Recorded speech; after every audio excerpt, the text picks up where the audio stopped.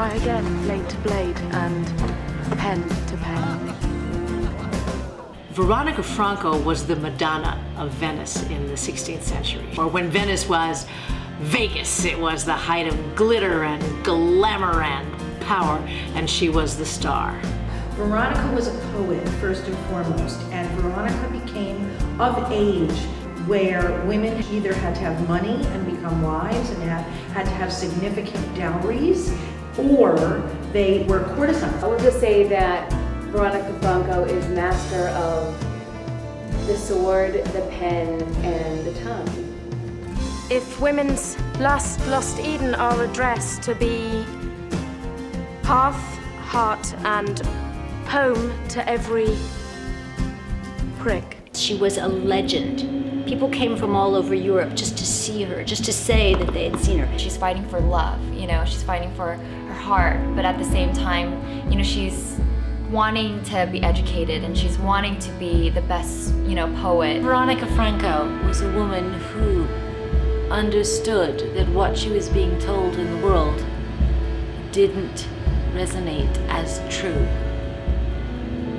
And as long as that was the case, she was going to try to figure out what actually was true and say it, no matter what it cost her.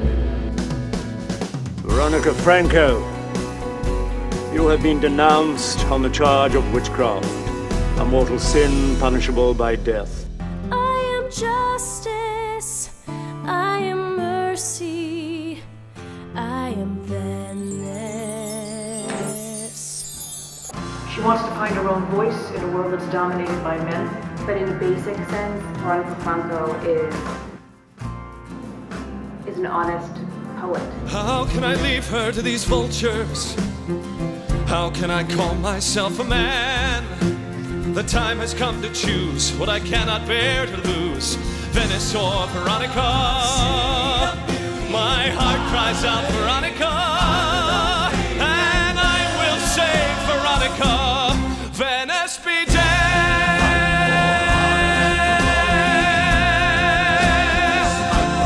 Venice be dead.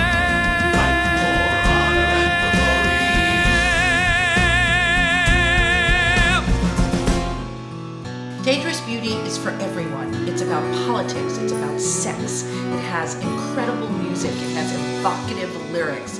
It's about empowerment, it's about living life to its fullest. And to me, those subject matters appeal to everyone, interest everyone, and everyone can celebrate that kind of story. Veronica Franco, you're a poet. And you're my lady. I never like to say this is a woman's piece because men love this piece. It is, it drips with sex. There is a true element of sexiness. There is a true element of mystery. What do you yearn for, King Henry? So much of the story is relevant to now. And so the score needs to reflect now as well as then. At the time of our play, Venice was at its most progressive, and we are translating that into a modern viewpoint on the costumes and a modern viewpoint on the set and a modern viewpoint in the orchestrations, rooting it in Renaissance Italy, but giving it a modern twist because of the progressive nature of where Venice was at its time.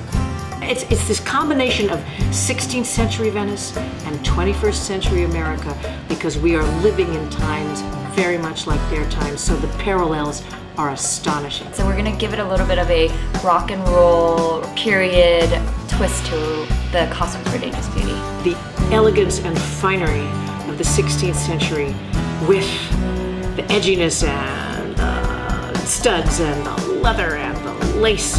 A modern day Marie Antoinette meets a little bit of Lady Gaga, Christian Lacroix with Alexander McQueen, and a bit of Soyeon twist to it.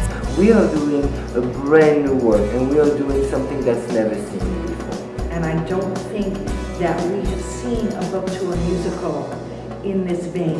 This piece is one of those rare gems that exist in theater today. A woman's greatest and most hard-won asset is an education.